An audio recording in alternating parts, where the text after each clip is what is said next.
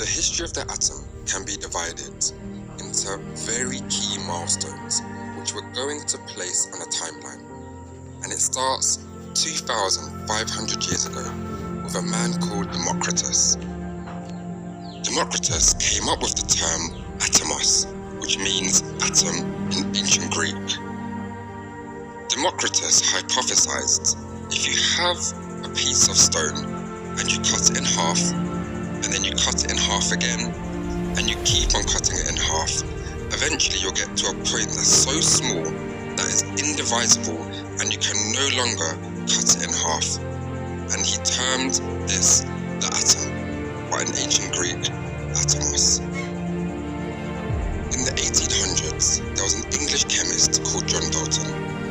In his theory of the structure of the atom, he said atoms resembled snooker balls, as they were tiny, hard, indestructible, and there was nothing smaller than the atom. But we know this is wrong, because atoms are made of protons, neutrons, and electrons. In 1897, the plum pudding model was released by a man called J.J. Thomson.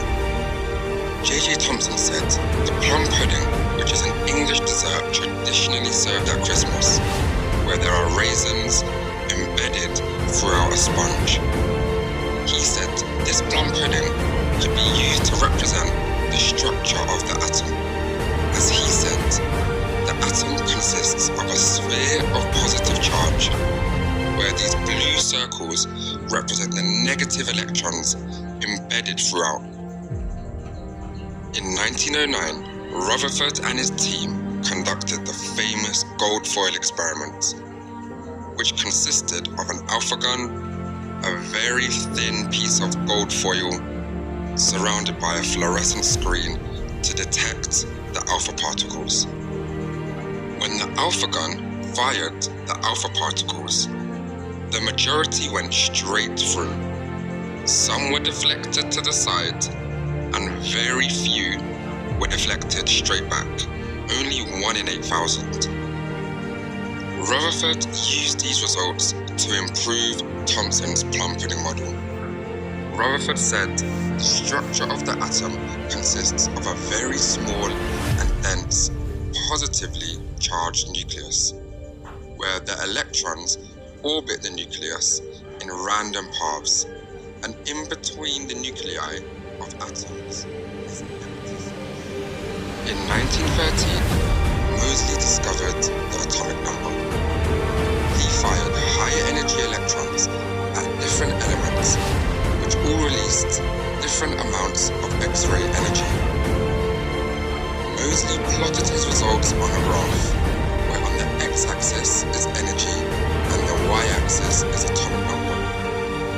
The results showed him the amount of X-ray energy released is proportional to the atomic number. So Moseley came to the conclusion the atomic number must be the number of protons an atom has. In 1914, Niels Bohr came up with the atomic model which we know of today. He said there are 2 electrons orbiting the first shell, 8 electrons orbiting the second shell, and another 8 electrons orbiting the third shell. He improved Rutherford's model of the atom by saying electrons are in fixed energy levels at set distances from the nucleus.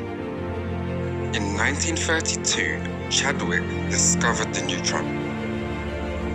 Chadwick's discovery built on Bohr's model of the atom, where the nucleus is at the center of the atom, and there are shells which contain electrons at set distances from the nucleus. The blue circles represent the neutrons discovered by Chadwick, and the red circles